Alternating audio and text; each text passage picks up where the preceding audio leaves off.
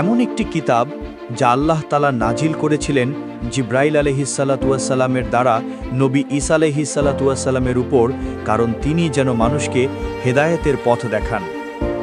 কিন্তু আজ প্রশ্ন হলো, সেই কিতাব কি এখনও ঠিক আগের মতো আছে, যেমনটা আল্লাহ তাআলা হযরত ঈসা আলাইহিসসালাতু ওয়াসসালামের উপর নাজিল করেছিলেন, নাকি ইতিহাসের ভেতরে হারিয়ে গেছে তার আসল রূপ?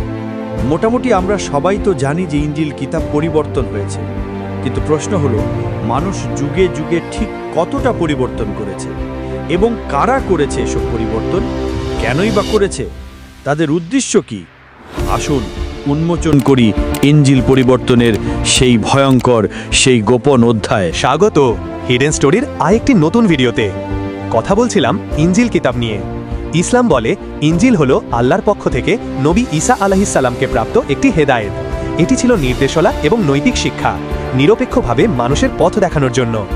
প্রথমে এটি মৌখিকভাবে প্রচারিত হয় এবং পরে হাতে লেখা বা সংকলিত হয়, কিন্তু পরে তার পরিবর্তন হয়ে যায়। কিন্তু কে পরিবর্তন করেছে, আসুন এখন সেটা জানি।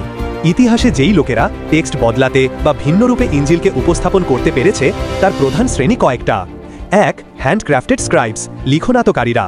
হাতে লেখার সময় ভুল, অনুপস্থিত অংশ বা যোগ করা অংশ হয়ে যায়। 2. অনুবাদকরা। গ্রিক, ল্যাটিন, সিরিয়াক প্রভৃতি ভাষায় অনুবাদের সময় অর্থবদল বা শব্দচয়ন পরিবর্তিত হয়েছে। 3. ধর্মীয় নেতা ও কাউন্সিল। কোন লেখাগুলো গ্রহণযোগ্য হবে তা নির্ধারণে প্রভাব ফেলেছে, ফলশ্রুতিতে কিছু লেখা বাদ বা যোগ হয়েছে। 4. রাজনৈতিক শক্তি বা শাসক গোষ্ঠী। কখনো কখনো রাজনৈতিক উদ্দেশ্যেই ধর্মীয় লেখা প্রভাবিত করা হয়। এরা সবাই সরাসরি বা পরোক্ষভাবে টেক্সটের রূপ পাল্টে দিয়েছে। ঠিক আছে, এতটুকু তো জানলাম যে কারা বদলালো, কিন্তু এখন প্রশ্ন হলো, তারা কেন বদলালো, তাদের উদ্দেশ্য ছিল কি? আসুন এখন সেটা জানি। কিছু সাধারণ কারণ। মূলত ইসলামিক সূত্র, ঐতিহাসিক প্রমাণ এবং বাইবেল গবেষকদের বক্তব্য থেকে এই কারণগুলো বের করা হয়েছে। 1. লেখার ত্রুটি বা হারিয়ে যাওয়া অংশ পূরণে। 2. অনুবাদের সীমাবদ্ধতা। 3. ধর্মীয় ব্যাখ্যা ও মত চাপিয়ে দেওয়া। 4. রাজনৈতিক উদ্দেশ্য ও প্রভাব প্রতিষ্ঠা। 5. স্থানীয় কাহিনী ও বিশ্বাস যোগ হয়ে যাওয়া। আচ্ছা, এখন প্রশ্ন হলো, এত পরিবর্তনের কি প্রভাব পড়েছে সেটা আমরা কিভাবে দেখি এবং এর ফলাফল কি? ফলাফল হলো পৃথক সংস্করণে ভিন্ন বর্ণনা, বিভিন্ন গসপেলে একে অপরের সঙ্গে মিল না থাকা এবং বহু লেখায় পরে যোগ হওয়া গল্পখণ্ড। এই কারণে বর্তমান বাইবেলের কিছু অংশকে ইসলামী দৃষ্টিতে অখণ্ড মূল ইনজিল বলা যায় না, তবে সম্পূর্ণ অমূল্যও নয়।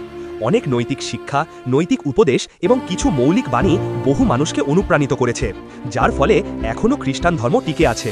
কিন্তু মূল উৎসের সততা নিয়ে আসল প্রশ্ন থেকে যায়, এবং সেটাই আমরা দেখছি।